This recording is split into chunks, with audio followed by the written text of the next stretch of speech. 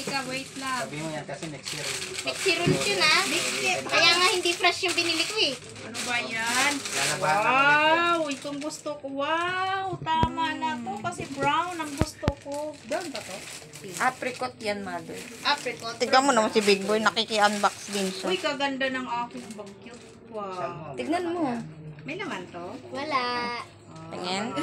Wow. Gusto mo ako na lang magbukas. Tingin, baka may Gusto si laman. Papa na lang Dapat si maglaman. Papa ang maglalaman yan. Kalkalin mo. Tingin, tingin, tingin. May laman. May laman nga. May laman. Ayun si Big Boy na kasi lumabas eh. Asan? Uy, kaganda naman itong bag na to. Pwede yan sling bag. Ah, pwede pala eh. Ano ba itong pusa mo? Ay, salamat. Napalitan din ng mga bag kong mga kaluma-lumaan.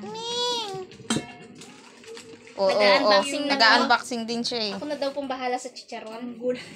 Ang gulo ng aking... Galing ah. Ginit. Wow! Yan. Ang galing. Napalitan na rin yung aking Kabila bag na ma. super lumang-luma na. Ilang dekada na. Dapat rin bibilin ko ma yung pang ano, yung pang thunders na, yung ginaganon. Yung inisip ko kasi, hindi ka naman kasi pang thunders yung gusto mo minsan. Hindi naman ako pa thunders talaga eh. Hindi ka binigyan?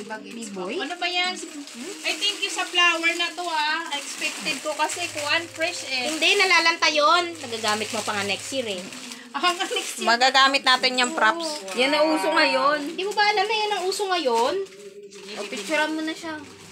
Okay na? Tapos salamat sa ano ha. Oh. Malutong chicharong malutong ha. Binigyan ka ni Papa ng chicharon para lalo kang high blood. Hindi, sabi niya malutong na daw yung mahal niya. Okay na? Bigyan pa naman ako ng chicharon na.